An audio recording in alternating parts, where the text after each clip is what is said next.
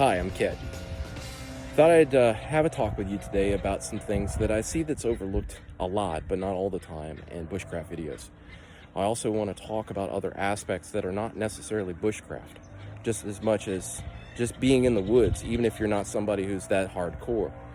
There are many things to look at in all of this. For instance, I showed you a picture of a fire ring earlier. In this fire ring, or on this fire ring, or around this fire ring, however you wish to describe it, which is very important, and I will get back to that later. Lots of different tools. You see first aid kits, stoves, mess kits, bottles for water, sleeping bags, hammocks, highly modified rifle, which is not illegal in the state that I'm in currently, and is not loaded, so, oh well. Rope, shoes, a backpack, boken, belt, various other different things. Probably some of the more important stuff that you should really think about are things like books. This is where it all starts. This is where you get your head together. Getting your head together is absolutely paramount. If you don't, then when you get out to where you're going and doing what you want to do for fun, well, things could go awry, and one slip, one mistake, not thought out, you're not in the right mental space, you're done. It's plain and simple. It's like that no matter where you go. No matter where you go, people will tell you, nah, I know what I need to know. I go in the woods, I've been camping my entire life. This isn't about the woods as much as it is about your environment. Where you are, what you're doing in it, and what that means to you. Why you decide to set out. I mean, for instance, right now it's sunny, it's nice, I can sit outside, I can spark one up, and boom, I've got a campfire. It's pretty simple. But the overwhelming sensation of all of this is well, you go, well, what do I do on the worst days? You know, that's why I want to see this video, is how do I adjust? How do I make my situation better? How do I improve my fighting stance? Well, the problem is a lot of folks seem to think that it's a good idea to fight your way through nature. And that's not what I'm trying to tell you at all. You know, how do I put this? You're walking into a place that's not necessarily yours. You may think it's yours because you own a deed, land, title, that kind of thing. Or, you know, you hike there all the time and been going there since you were a little kid. And that's an appropriate thought. That rules that you know your environment and you know how to get around in it. You know what's up and where there it is and what kind of critters are blowing around, and that's great. That's absolutely marvelous. I'm glad someone has taken the time to get to know their woods. But this is not what I'm talking about. What I'm talking about is the fact that you don't own it. And if you think you do, it will own you in a heartbeat. If you don't believe me, listen to the stories. Watch 20-something days where a guy cuts his arm off because he's hiking by himself. You know, who wants to be that guy in the middle of nowhere? I mean, how many miles away from everything was he? How much did he have in the way of supplies? He used up the last of his water somewhere called Snake River, I think. I don't remember exactly, but I'm only giving an example. You know, and the other part of this is also practice. You need to be out here doing these things. You need to be walking around the woods, getting your eyes on, getting your feel on. You go, feel. What the hell does that mean? Well, the other half of what I was talking about as far as education and books and learning and getting your head together is that you are on a trail. As you walk along this trail, there are many things that it can thrown in your way. Or there are many things that you can throw yourself in the way of. Which is more appropriate. People have a tendency to put themselves in the way of harm long before they get into a place where harm gets thrown at them. And this is a deadly serious reality. Like, for instance, where I'm from, the mountains are not all that tall, the land is not all that harsh, and there's plenty to be found food-wise, for the exception of like one season when things get really hard and really harsh. Or at least as far as people know. As it is, and as peaceful as it is, and as pleasant as it is, in the springtime, mid-corona pandemic time, by the way, just to date this a little bit, we're in the spring. And one of the most dangerous times, and these arboreal mountains in the Blue Ridge is moisture. You know, moisture's good. I need moisture. I need to drink. You know, my mouth gets dry. I'll die in 3 days, right? Well, yeah, there's that. But the other problem is moisture sticks to your clothes. What kind of clothes are you wearing? You didn't see any clothes around that campfire. What have you done? You put yourself in the middle of nowhere and you don't know. In all due reality, this is what I'm trying to get folks around. And I'm sorry that I'm slow to explain or to get us there in a hurry. To give a primary example, I was, 14 years old in Boy Scouts. And we had some fellows that were doing wilderness survival. They told me that they were prepared and they had passed all the checklists and the requirements when I was little. Now, being a kid and assuming that they were honest with themselves and I was honest with me, we went out on this wilderness survival. You take a pocket full of stuff, you go in the woods, and you put down for 3 days. And you manage to find, the things that you need to get by and to signal rescue if you can, as quickly as possible. And do so maintaining as much energy as possible. If you can find food, find food. If you can find fire, find fire. Same with water. And how to go about it. Going to the path, things take a turn. The problem is the scouts that I had taught at that time, now keep in mind I'm 14, don't blame me too much. I was a kid. They thought they knew. And when they thought they knew, they got out there and they had no realization of how appropriately cold things got. So half of the 10 guys didn't even build a fire. Then I had a guy that did put himself so far away from water that he had to walk a tremendous distance in order to get to where he was going. And you gotta walk 20 minutes to get water. You need 20 minutes of water to get there, right? Right. So you see where I'm going with this. There were things that they left out, things that they forgot. And my goal is with these instructional videos is to kind of broaden your horizons to that. And I've said that a couple of times now, so let's get on with it. All right, so you're in the woods, right? Wrong answer. You go, wrong answer. Why are you double talking me? Why are you always telling me I'm wrong? I'm watching this video for entertainment, not to be told I'm wrong. Well, true, but no, I am. I'm going to tell you you're wrong. I'm going to tell you you're screwed up. And if you see that, that is mainly because you realize it in yourself, not in anything I did. And it's better for you to realize it now, to rethink your approach on things before you get into a place where your approach will ultimately mess up your stay in the woods. Nature is a friend. Nature has always been a friend, and the idea that mankind has defeated nature, dominates nature, survives, and shows supremacy over such things is a delusion. Like if any of you have ever had a dog, you probably already know that we have no mastery over anything. The dog is going to do what it's going to do. And nature is that very thing. It's alive. So, if it's alive and I'm alive, we need to cohabitate. That means we need to communicate. And what does this communication mean? It's dirt, right? How do I talk to dirt? Well, it's not so much to talk to the dirt. What does the dirt feel like underneath your ground? You walking around in boots. Do you know what the ground feels like? Do you know what kind of ground it is? Is it like the dirt in my woods where it's brown and covered with leaves? Is it red? Is it gray? Is it a lot of gravel? Are you in California where they've got that broke down granite stuff that's hard to walk on? Are you in the desert?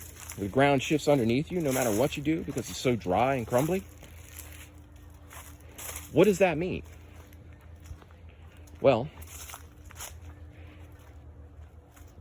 it's not so much of a definition as anything else. It's, okay, well, am I used to walking? Am I sure that I know that this environment's going to throw X at me at X time? And there's only a certain amount of that we can do. Emergencies tendency put us in a place where we're very unfamiliar with the things going on around us.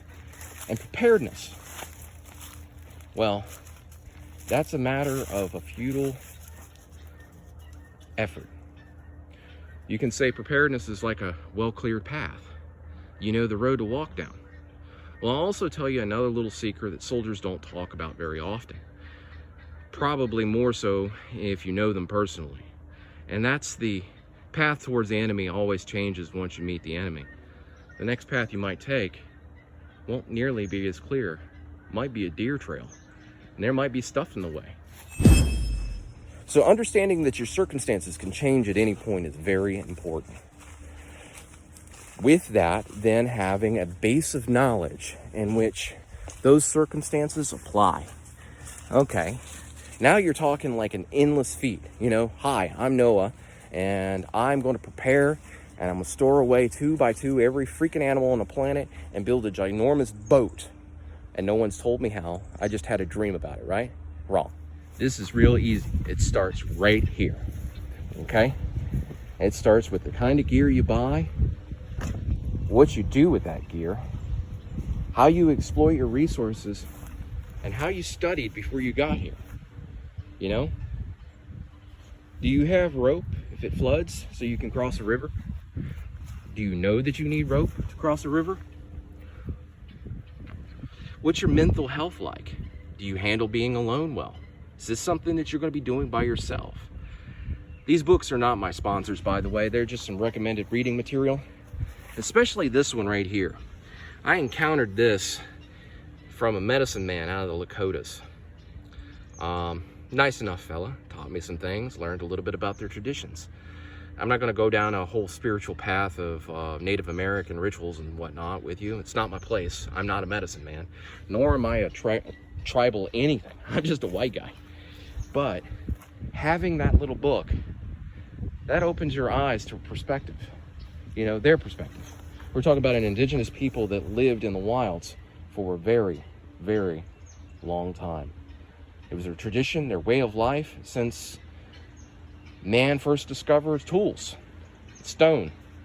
You know, some native traditions have them making copper. You know, it's not all the same, not all the tribes are the same, but a little bit of the awareness is there.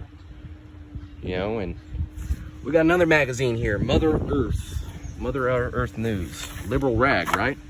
Well, I guess, maybe, but information is exactly like that. If you ignore the advertisements for changing your mindfulness and just use the information in the most appropriate way possible, then the propaganda of your reading source is no longer important. You can read anything you want. I mean, hell, it could be the Communist Manifesto written by Mao. You know, if from a certain point of view, anything can be taken back and looked at. Like, for instance, here we go, highly modified rifle. This is something that's probably going to dock me any kind of payment on YouTube. But the reality of it is people see rifles and they instantly think, oh my God, it's dangerous. He's going to shoot up a school, or he's promoting violence, or he's awful. No, I'm not. That rifle is used by us to hunt deer because we put deer in our refrigerator. You know, I don't go out every weekend and blast me a Bambi and jeer about how I am ruling over nature. You know, the resources that I gather from that deer go into my refrigerator. Other resources go to my friends to make drum lids are important because people have to have amusement every so often when they are doing things like this.